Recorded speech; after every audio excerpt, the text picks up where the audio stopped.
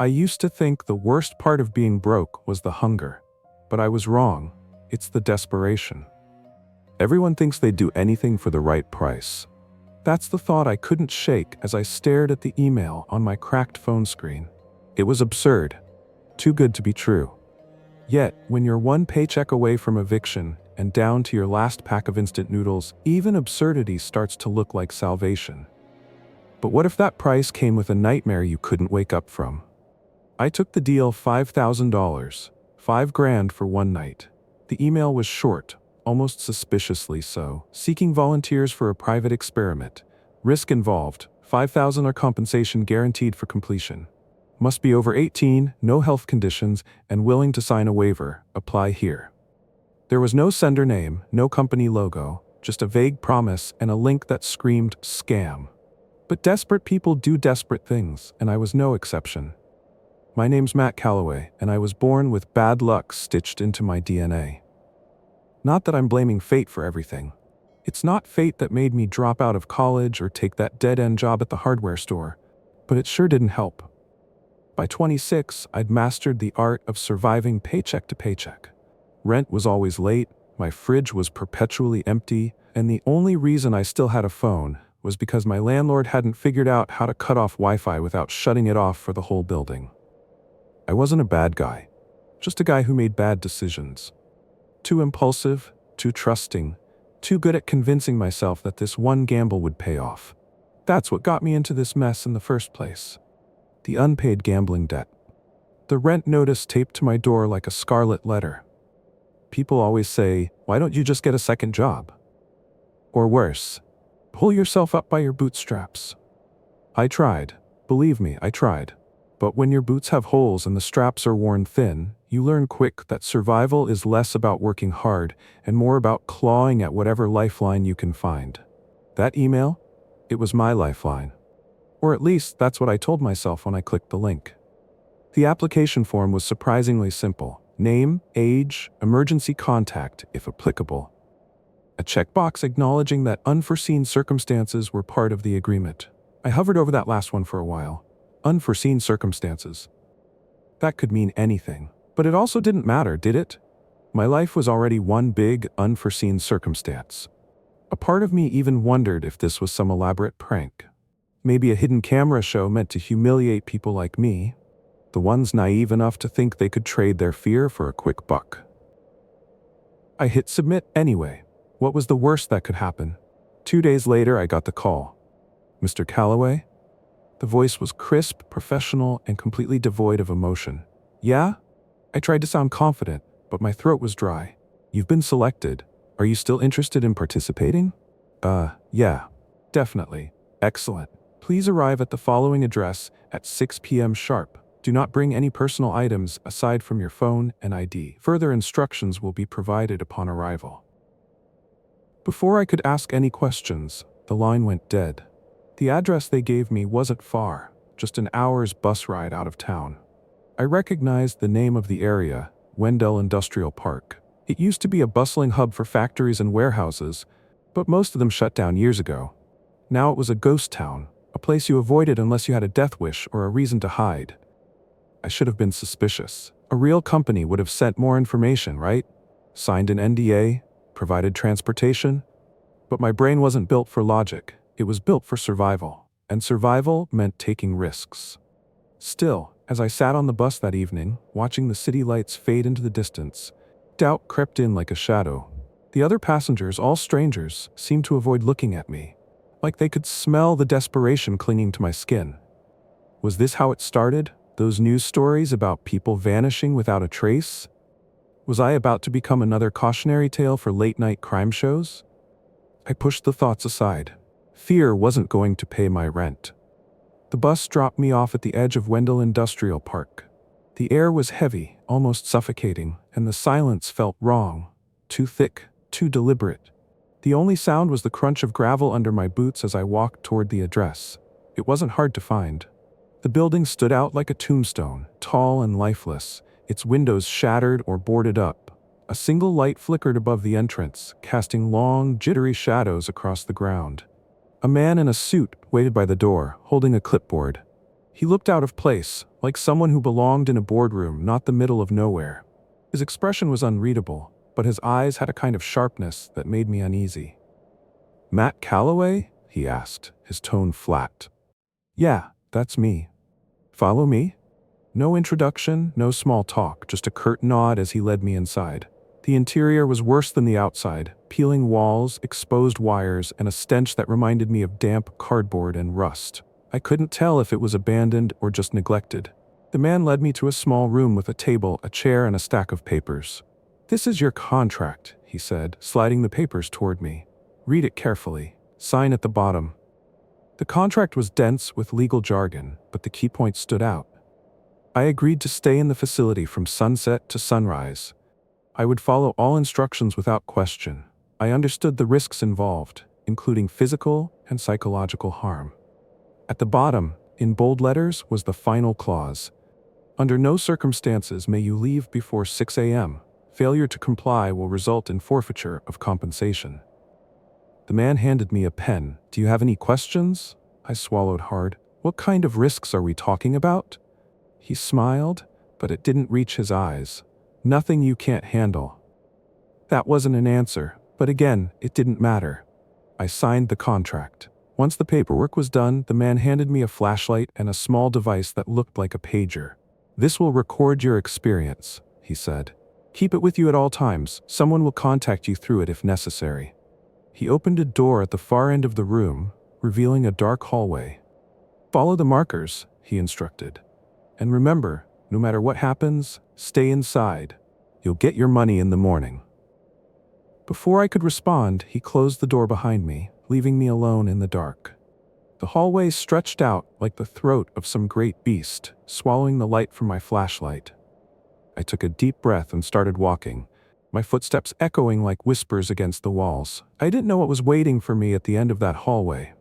All I knew was that I had signed up for something I couldn't walk away from, something that was about to change my life forever. The $5,000 didn't feel like salvation anymore. It felt like a curse.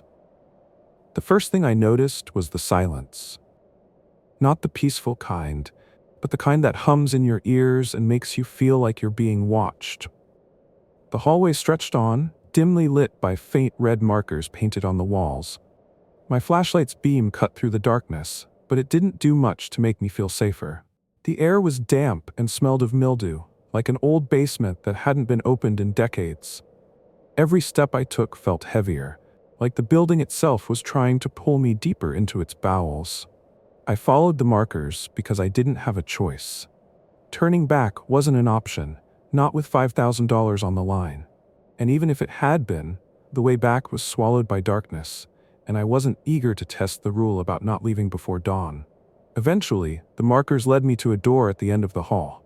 It was heavy and rusted, with a small sign bolted to it that read, "Observation Room B." I hesitated, gripping the flashlight tighter. My stomach churned as I reached for the handle. It was cold and rough, like it hadn't been touched in years. With a deep breath, I pushed the door open.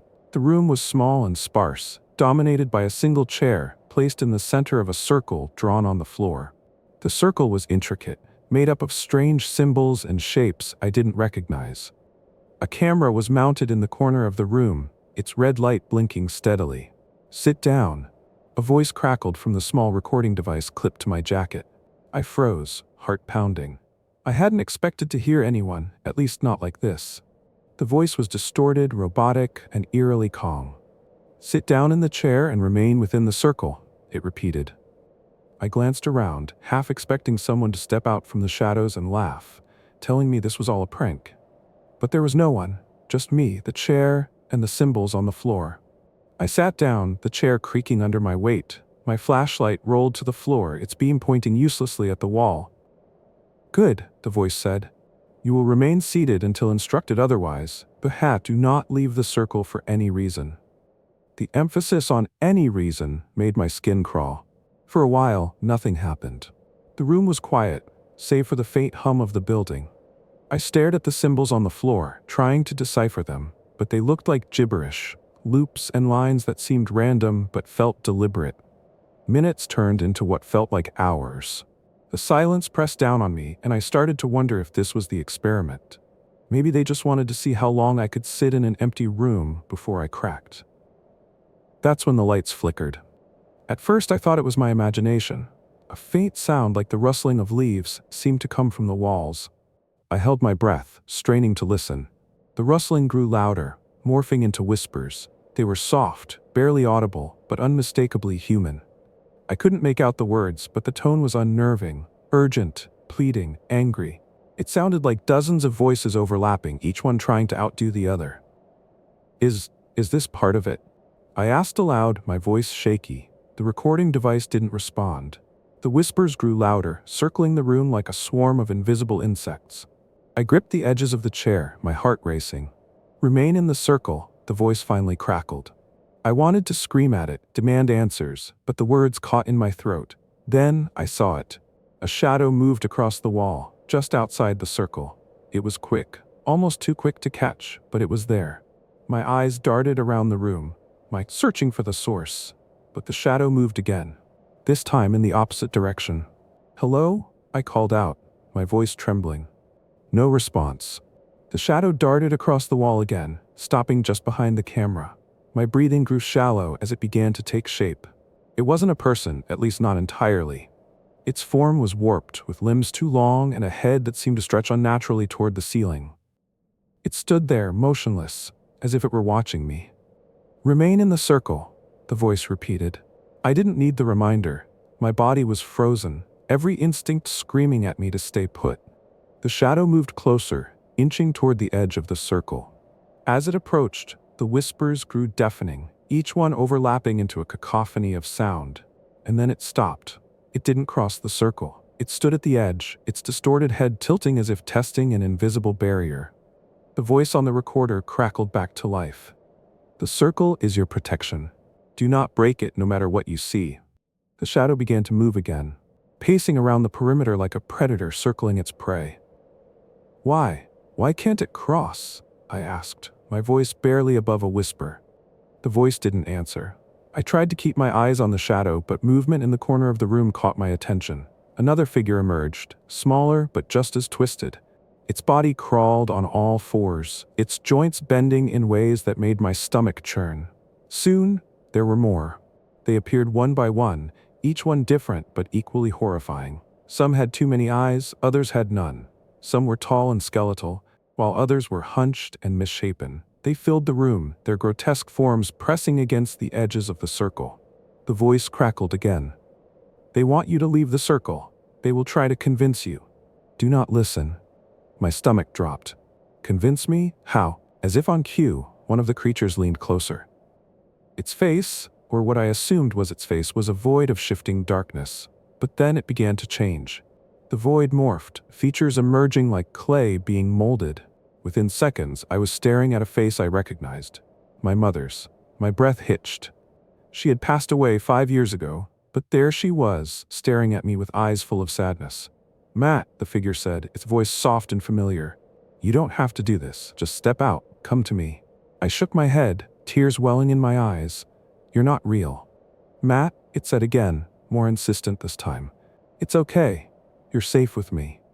"Remain in the circle," the voice from the recorder warned. My mother's face twisted into a cruel smile, and the void returned. The creature laughed, a hollow, bone-chilling sound, before retreating into the shadows. For the next few hours, or what felt like hours, the creatures continued their attempts. They whispered my name, mimicked voices of people I loved, and conjured illusions designed to break me. But I stayed put. My knuckles were white from gripping the chair, my legs numb from sitting so still. The only thing keeping me grounded was the knowledge that the circle was keeping them out. At one point, the door to the room creaked open. Light spilled into the darkness, and a figure stood in the doorway. It was the man in the suit, the one who had handed me the contract. "Matt," he said, his tone calm. "You've done well. The experiment is over. You can leave now." I frowned. "The rules said until dawn." He smiled, but it wasn't comforting. "You've been here long enough. Come on, step out." The voice on the recorder crackled again. "Do not trust him." I stared at the man, his figure wavering slightly like a heat mirage. "Matt," he said again, his tone sharper. "Don't be foolish. Come out now." I stayed seated. The door slammed shut, and his face twisted into something monstrous before disappearing. I had no idea how much longer I could hold on, but one thing was clear. This wasn't just an experiment. It was a nightmare, and I wasn't sure I'd make it out alive. The hours passed with excruciating slowness, each second stretching into an eternity. I was trapped in the circle, surrounded by horrors that seemed to grow bolder with every passing moment. The whispering hadn't stopped. It had become louder, more insistent, pressing into my skull like a migraine that wouldn't quit. I gritted my teeth, my fists clenched so tightly my knuckles cracked. My body was trembling from exhaustion, but I knew that leaving the circle was not an option. Whatever was outside it, whatever those things were, they wanted me to break. And I couldn't let them win.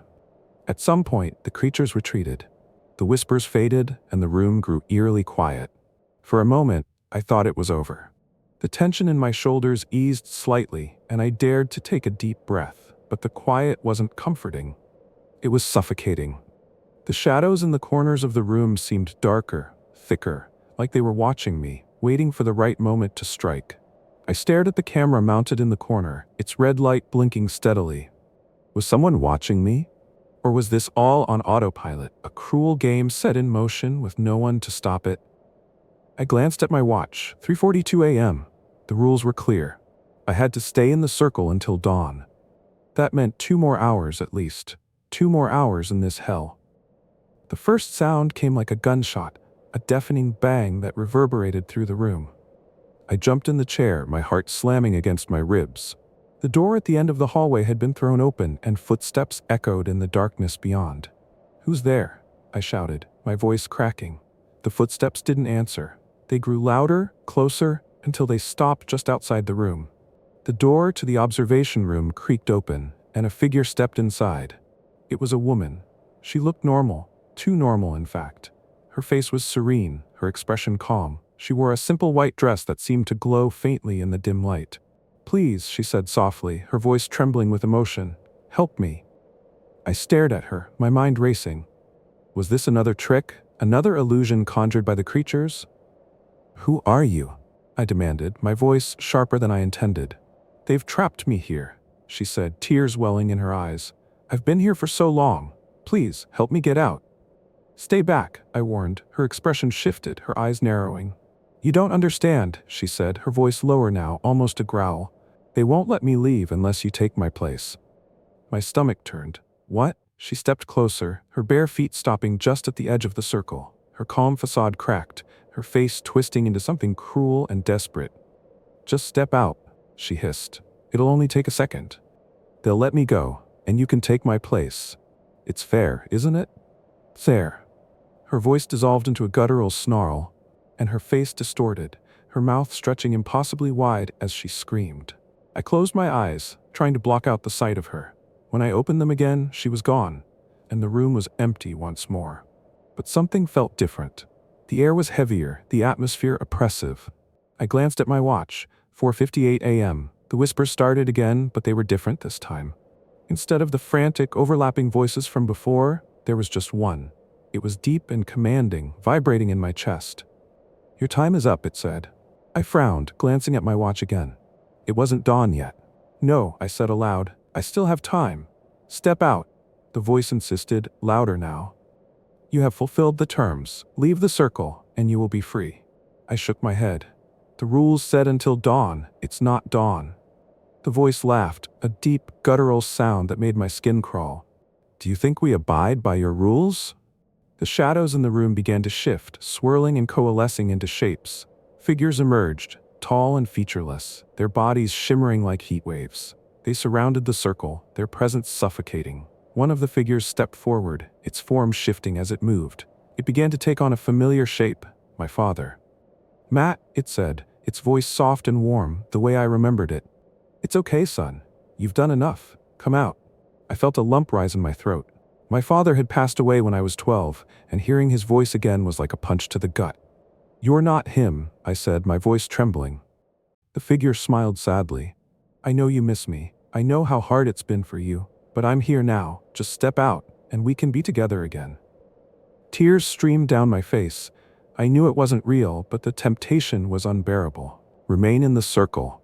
The voice on the recorder crackled weakly, as if it were fading. I clenched my fists, forcing myself to stay seated. You're not real, I whispered.